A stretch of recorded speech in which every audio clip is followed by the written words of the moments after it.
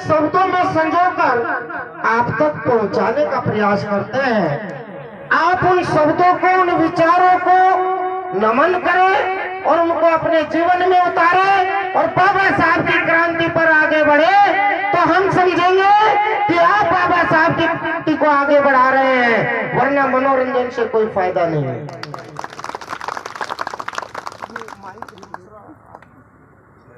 गड़बड़ हो रहा है।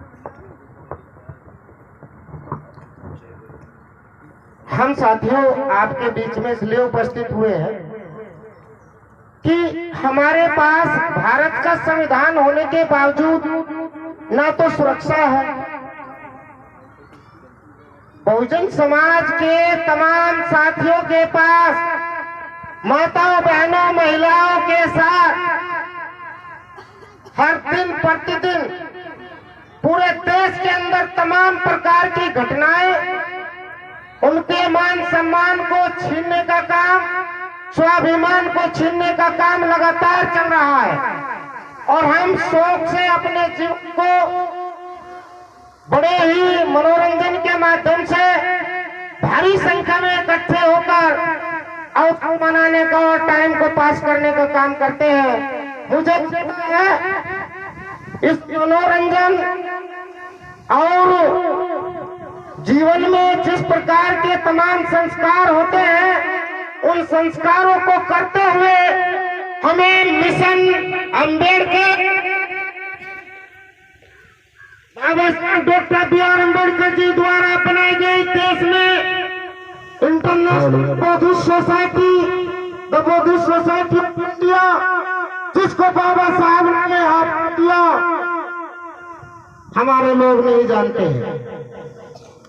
इस देश की धरती से जिस पर पैदा हुए, भाई ये बुद्ध की धरती है ना, बुद्ध का जन्म यहाँ हुआ, बुद्ध का दीक्षा यहाँ पर प्राप्त की और पूरी दुनिया में बुद्ध का डंका बज गया, लेकिन इस धरती से बुद्ध गायब हो गए। तो बाबा साहब डॉक्टर अम्बेडकर जी 1956 में, 14 अक्टूबर 1956 में इस देश के अंदर पुनः बुद्ध को स्थापित करने का काम किया। 7 लाख लोगों को बुद्ध धर्म की दीक्षा ग्रहण करने का काम किया।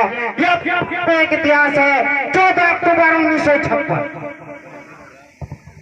जब हम 14 अक्टूबर 1956 में 7 लाख लोगों के बुद्ध के अनुयायी हो गए, तो 1956 से लेकर आज 2023 तक, 1956 से लेकर आज 2023 तक यदि उन 7 लाख लोगों ने, बात बहुत समझने की है, यदि उन 7 लाख लोगों ने एक वर्ष में एक व्यक्ति को बौद्ध बनाया होता, तो आज कितने करोड़ लोग बुद्ध के अनुयायी बन गए होते इस देश में। लेकिन कोई काम नहीं, कोई काम नहीं करता है। इसलिए इस देश में हक वंचित समाज के लोग पीड़ा से जूझ रहे हैं। और बाबा साहब डॉक्टर भीमराव अम्बेडकर जी ने 18 मार्च 1956 में आगरा की धरती पर स्पष्ट किया था और आंखों में आंसू लेके कहा था कि मेरे देश के लोगों, नौजवान साथियों, लिखे पढ़े समाज के नौजवान युवाओं, मैं आपसे अपील करता हूं कि आप मेरे 3 अपीलों को अपने जीवन में उतारिएगा और मेरे 3 वचनों पर चलने का काम करिएगा।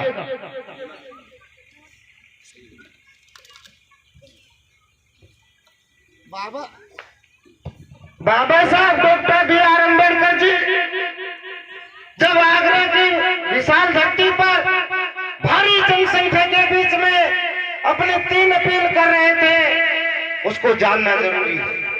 यदि आज मैं यहाँ आया हूँ, मेरे साथीगण मेरे साथ आए हैं, आप तमाम साथियों ने मुझे यहाँ मुख्य अतिथि के रूप में आमंत्रित किया है, तो इसके पीछे भी एक राज है। और राज ये है कि हम चाहते हैं कि बाबा साहब की क्रांति आगे बढ़े। बाबा साहब ने जो 3 अपीलें हमसे की है, वो हमें चैन से जीने नहीं देती, चैन से सोने नहीं देती, चैन से बैठने नहीं देती। इसलिए हम हर मंच पे जाते हैं और इन बातों को जरूर कहते हैं, आप तक पहुंचाते हैं। माफी चाहेंगे, आपका समय में कीमती वक्त ले रहा हूं, बाबा साहब ने कहा, ऐ मेरे लिखे पढ़े समाज के युवा क्रांतिकारी साथियों, जिस क्रांति को, जिस मिशन को, जिस कारवा को मैं इतनी मेहनत और बलिदान के साथ, अपने 4 बच्चों के बलिदान के बाद, अपनी पत्नी रमाबाई के बलिदान के बाद, अपने पूरे परिवार के त्याग के बाद, उनके बलिदान के बाद, पूरे समर्पण और मेहनत से यहाँ तक लेकर आया हूँ। आगरा की इस धरती पर दूर दूर तक मुझे कोई एक आदमी ऐसा नहीं दिखाई दे रहा है जो इस मिशन को आगे ले जाए। और बाबा साहब की आंखों में आंसू थे, रो रहे थे। हम जश्न मनाते हैं बाबा साहब का, अच्छी बात है, जश्न मनाना चाहिए, लेकिन बाबा साहब अपने जीते जी आगरा की धरती पर रो रहे थे और उनको दूर तक कोई आदमी नजर नहीं आ रहा था कि जो बाबा साहब ने खड़ा किया उसको कोई आगे बढ़ा सके। तो बाबा साहब ने कहा कि मेरे साथियों, यदि आप मुझसे प्रेम करते हैं, यदि आप मेरे अनुयायी हैं, यदि आप मुझे फॉलो करते हैं, मेरे विचारों को मानते हैं, तो जिस कारवा को मैं यहाँ तक बलिदान के साथ लेकर आया हूँ, इस कारवा को आगे बढ़ाने का काम करना, ये बाबा साहब की प्रथम अपील थी। बाबा साहब आंखों में आंसू, दिल में दर्द लेते हुए बाबा साहब ने कहा, मैं जानता हूं मेरा समाज कितना कर्मठ है। साथियों, मैं आपसे अपील करता हूं, नौजवान युवा क्रांतिकारी साथियों, कि यदि आप इसे आगे ना बढ़ा सके तो इसे रुकने मत देना। कितनी बड़ी बात है ये कि बाबा साहब ये दर्द लेके बोल रहे हैं आगरा की धरती पर और जान रहे हैं कि आगे नहीं बढ़ा पाएंगे। तब बाबा साहब ने अपील की कि मेरे क्रांतिकारी वीर सपूतों, देश के नौजवानों, युवाओं, माताओं, बहनों, शिक्षित समाज के लोगों, यदि इस मिशन को आप आगे ना बढ़ा सके तो इसको रुकने मत देना, इसको रुकने मत देना। ये अपील थी बाबा साहब। और फिर बाबा साहब ने तीसरी अपील कर डाली और आंखों से पानी टपक रहा था, दर्द से वो दिल उनका रो रहा था। और बाबा साहब ने कहा, मेरे लिखे पढ़े समाज के लोगों, भारी संख्या में बहुजन साथियों, इस देश के बुद्ध धर्म को मानने वाले लोगों, यदि आप इसे बढ़ा ना सके तो इसको रुकने मत देना। और रुक भी गया, यदि रुक भी गया तो किसी भी कीमत पे से पीछे मत जाने देना, इसे पीछे मत जाने देना। और इस अपील के साथ बाबा साहब अपनी नमा खुशी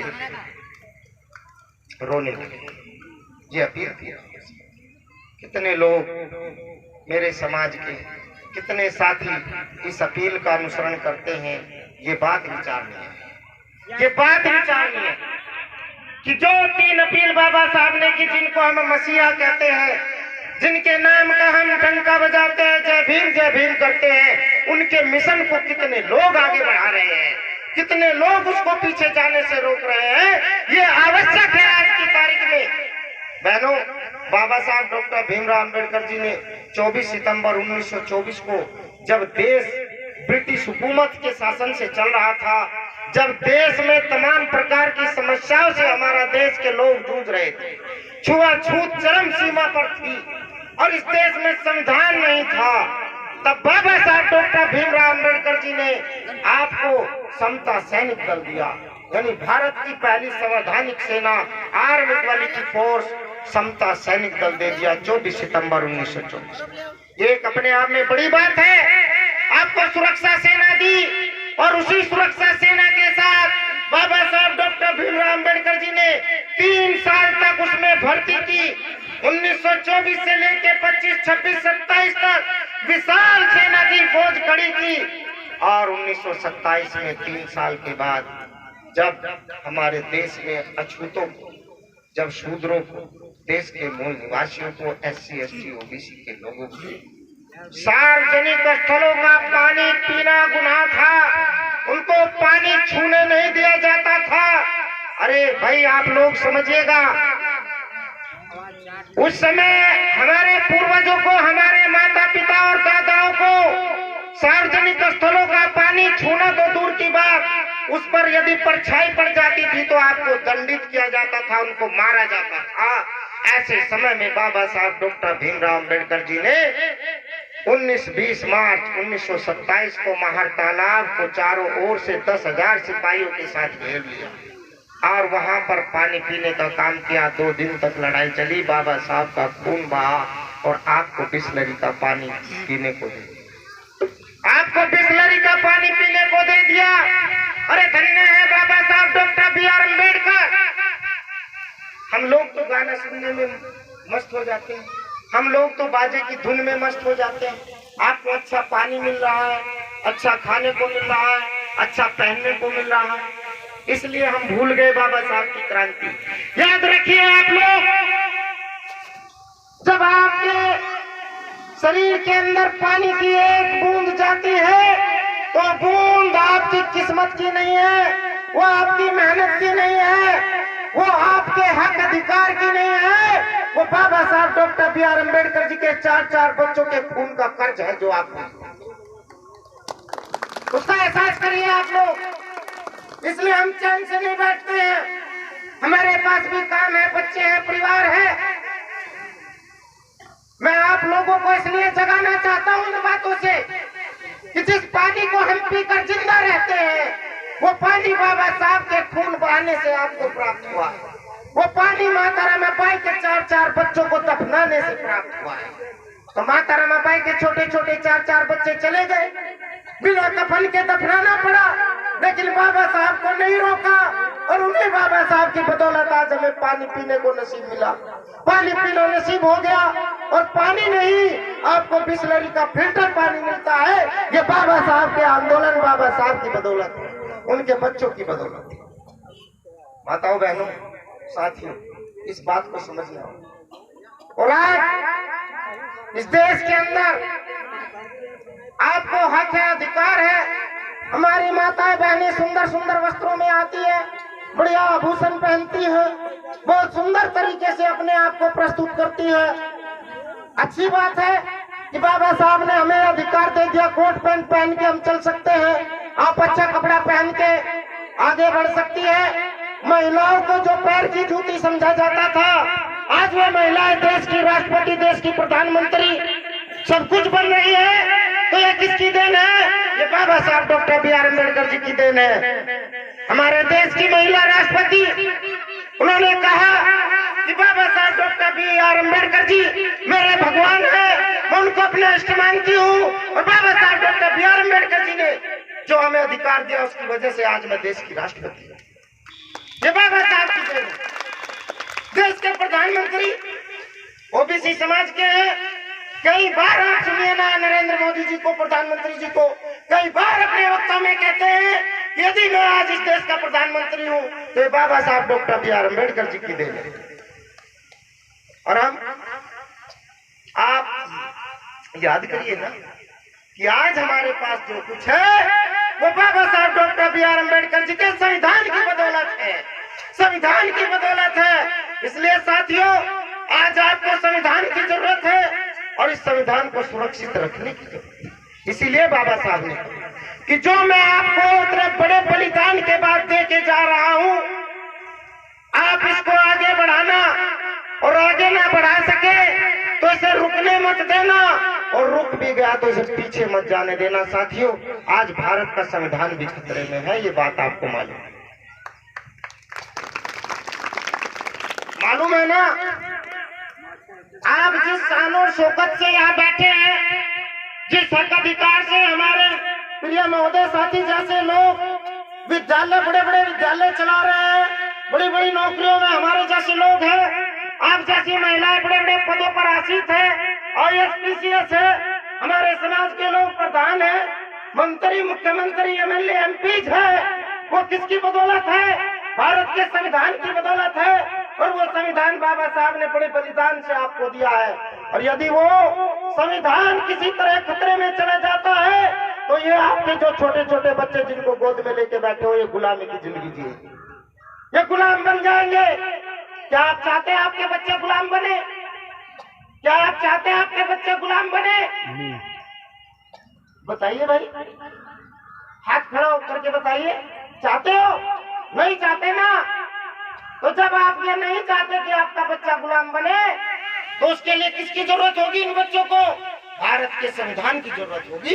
इन बच्चों को भारत के संविधान की जरूरत होगी। यदि हम भारत का संविधान न बचा सके, यदि हम भारत का लोकतंत्र न बचा सके, तो ये बच्चे आपको गालियां देंगे, मुझे गालियां देंगे कि निकम्मे थे मेरे माँ बाप, निकम्मा था मेरा भाई जो संविधान की बदौलत नौकरी पैसा पा गया, ऊंचा पद पा गया, अच्छे सम्मान की जिंदगी पा गया, लेकिन मेरे लिए संविधान नहीं बचा सका, वो निकम्मा था। तो क्या हम नहीं बनना चाहते? हमें नहीं बनना। हम मर जाएंगे, जी जान लगा देंगे, अपने खून का कतरा कतरा बहा देंगे, लेकिन अपने बच्चों के लिए भारत का संविधान बचा के रहेंगे। ये हमारा प्रण है, ये हमारा प्रण है, ये प्रतिज्ञा है हमारी। इसलिए मेरे युवा साथियों, क्रांतिकारी भीम सिपाहियों, आप सुनिए कथाओं का। बहुत अच्छी बात है, क्योंकि प्रचार होता है बाबा साहब का। आप सुनिए बुद्धवंदना को, सुनिए भीम ज्ञान वर्षा को। प्रचार होना जरूरी है, लेकिन प्रचार के साथ साथ आपके अंदर क्रांति का आना जरूरी है। यदि सिर्फ हमने सुन करके घर में मनोरंजन के रूप में उसको ले लिया महोदय जी, तो हम क्रांति नहीं कर पाएंगे, हम संविधान नहीं बचा पाएंगे, और हम जानबूझकर अपने बच्चों का भविष्य अंधियारे में ले जाएंगे। मैं ऐसा नहीं चाहता। समता सैनिक दल आपकी सुरक्षा में, देश की सुरक्षा में बाबा साहब डॉक्टर भीमराव अम्बेडकर जी ने आपको दिया। मैं समता सैनिक दल का प्रदेश अध्यक्ष, राष्ट्रीय यंग ब्रिगेड का राष्ट्रीय अध्यक्ष होने के नाते मेरी ड्यूटी बनती है कि मैं अपने परिवार को, बच्चों को देखने के साथ साथ जो ड्यूटी बाबा साहब ने मुझे दी है, जो माननीय राष्ट्रीय अध्यक्ष माननीय उमेद सिंह गौतम जी ने दी है, जो बाबा साहब के पोते भीमराव यशवंतराव अम्बेडकर जी ने मुझे उतारा है, इस उत्तर प्रदेश की धरती पर गांव गांव जाने के लिए मैं उस ड्यूटी को पूरी ईमानदारी से निर्वहन करूं और पूरे देश को सुरक्षा देने का काम करूं। इसीलिए मैं आपके बीच में आया हूं। आप तमाम साथियों, बाबा साहब की सेना समता सैनिक दल के सिपाही बने। यदि आप सिपाही नहीं बनेंगे तो हम सुरक्षा नहीं करेंगे। यदि आप बाबा साहब का कवच नहीं पहनेंगे तो हम बच्चों को सुरक्षा नहीं दे पाएंगे, इन महिलाओं को सुरक्षा नहीं दे पाएंगे। मैं अपनी अपील करता हूं, जैसे बाबा साहब ने हमें अपील की है, मैं उसी अपील पर चल रहा हूं। और मेरी आप लोगों से अपील है कि हम यदि सच में ही बाबा साहब के सिपाही हैं, तो बाबा साहब ने जो घर बनाया हमें उसे बनाना चाहिए ना भाई। बाबा साहब ने जो घर बना के दिया उसे बनाना चाहिए कि बिगाड़ देना चाहिए? पूछ रहा हूं मैं आपसे भाई। बोल, आप सुनते हो कथा, आपके मुंह में आवाज तो होगी ना भाई। बाबा साहब ने जो घर बना के दिया है उसे खत्म कर देना चाहिए या बढ़ाना चाहिए? जोर से बोलो। बढ़ाना चाहिए ना। आपको पता है क्या दिया बाबा साहब ने आपको? बताइए जरा। भारत का संविधान दिया, इससे और क्या दिया? समता सैनिक दल सुरक्षा सेना दी, तब बाबा साहब लड़ पाए। यदि बाबा साहब ने सुरक्षा सेना ना बनाई होती तो 1927 में ही बाबा साहब खत्म हो जाते। उसके बाद बाबा साहब ने काला राम मंदिर का प्रवेश आपको दिया, यानी सार्वजनिक स्थलों पर हमारा भी अधिकार है। उसके बाद बाबा साहब doctor B are Ambedkar ji ने आपको 1956 में भारतीय बौद्ध महासभा बुद्ध का ज्ञान दे दिया, बुद्ध का दर्शन दे दिया कि आप बुद्ध के शरण में जाइए। और जब दो चीजें आपको दी कि बुद्ध का यदि ज्ञान लेना है, बुद्ध की वर्षा करनी है, तो Bharatiya Bauddha Mahasabha the Indian society of India, the Buddhist society of India के सदस्य बने, उसके सिपाही बने और बुद्ध धर्म को अनुग्रहण करे, बुद्ध धर्म का अनुसरण करे। और आपकी सुरक्षा के लिए, आपके हक को दिलाने के लिए, आपके मान सम्मान स्वाभिमान को बचाने के लिए 98 साल पहले आपको भारत की पहली संवैधानिक सेना समता सैनिक दल बना करके दे गए। कितने बच्चे जानते हैं समता सैनिक दल? कितने लोग जानते हैं समता सैनिक दल? जोरदार ताली आपके लिए। सिर्फ यहाँ के लिए व्यक्ति है, ये हमारे मीडिया के प्रभारी है, समता सैनिक दल जानते हैं। हम बाबा साहब रोज जय भीम करते हैं, रोज जय भीम करते हैं, लेकिन आपको ये नहीं पता कि जय भीम जिसकी कर रहे हैं उन बाबा साहब ने आपको क्या बना के दे दिया। तो क्या बढ़ाओगे आप मिशन? बताइए, मिशन कैसे बढ़ाओगे जब आपको यही नहीं पता बाबा साहब ने क्या बना के दिया? तो जान लो आपकी गलती नहीं है, ये मेरी भी गलती नहीं थी, मुझे भी नहीं पता था। ये गलती उन लोगों की जो हमारे ऊपर बैठे हैं, ये गलती उन लोगों की है जिन्होंने बाबा साहब के संपर्क में आके अपने आप को बना लिया ऊंचा, लेकिन समाज को कुछ नहीं दिया। ये गलती उन लोगों की है जो बाबा साहब को पढ़ पढ़ के विद्वान बन गए और इस समाज को लूट लूट के अपने आप महान बन गए। ये उन लोगों की गलती है, उन लोगों को बताना चाहिए था। साथियों, क्षमा चाहता हूँ, मेरा फर्ज है, मेरी ड्यूटी है कि जो बाबा साहब ने हमें बना के दिया है, जिसकी बदौलत आज मैं भी यहाँ उछल रहा हूँ, जिसकी बदौलत आज मेरे गले से आवाज बाहर निकल रही है, वो संविधान है, वो भारत का संविधान है, वो समता सैनिक दल है और वो भारतीय बौद्ध महासभा है। इन तीन चीजों को यदि आप अपने जीवन में नहीं अपना रहे तो आप बाबा साहब के गद्दार है, गद्दार है, गद्दार है। और जिसको ईमानदार बनना है, इन तीनों संस्थाओं में काम करे तो आप बाबा साहब के सिपाही है। जितने मैं खुले मन से कहता हूँ, आह्वान करता हूँ, जितने भी संगठन चल रहे हैं अम्बेडकर जी के नाम से, जितने भी संगठन चल रहे हैं बाबा साहब के नाम से, यदि वे समता सैनिक दल, भारतीय बौद्ध महासभा और संविधान के लिए काम नहीं करते तो कहीं ना कहीं वो बाबा साहब के साथ छलावा कर रहे हैं, वो छलावा करने का काम कर रहे हैं। इसलिए मैं खुले मन से ये आह्वान भी है मेरा कि जितने भी लोग हैं, जितने भी संगठन है बहुजन समाज के, वो चलाए अपने संगठनों को, वो मजबूत करे अपनी ताकत को, लेकिन उनका पहला कर्तव्य बनता है कि वो मजबूत करे बाबा साहब के घर को। तब वो बाबा साहब का घर मजबूत करेंगे, तब हम कहेंगे हम बाबा साहब के सिपाही है। साथी, इन्हीं बातों के साथ मैं अपनी अपील को खत्म करता हूँ। मेरा नंबर आपके पास है, मैं एक बार अपने अनाउंस भी करता हूँ आपको। जिस किसी भी बहन को, भाई को, साथी को पूरे आपके प्रदेश में, आपके जिले में कहीं भी किसी प्रकार के मान सम्मान, स्वाभिमान की हानि होती है, आपके हक अधिकार को छीना जाता है, एक बार उस नंबर पे आप जरूर बात करें। मैं जी जान लगा दूंगा, पूरी ताकत लगा दूंगा, लेकिन आपको अधिकार दिलाते रहूंगा, ये मेरा वादा। हमारा नंबर जरूर नोट कर लीजिएगा। कुछ साथी यदि करना चाहते हैं, मैं रिपीट कर रहा हूं,